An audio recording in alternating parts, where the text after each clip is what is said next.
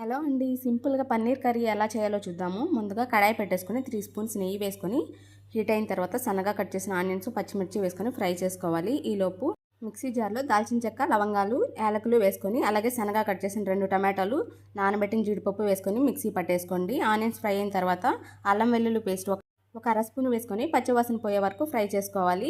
తర్వాత ముందుగా mixie పట్టేసుకున్న paste కూడా వేసేసుకొని దీనిలో రుచికి సరిపడా ఉప్పు, 1 స్పూన్ పసుపు వేసుకొని బాగా కలుపుకొని టమాటాస్ బాగా ఫ్రై చేసుకోవాలి.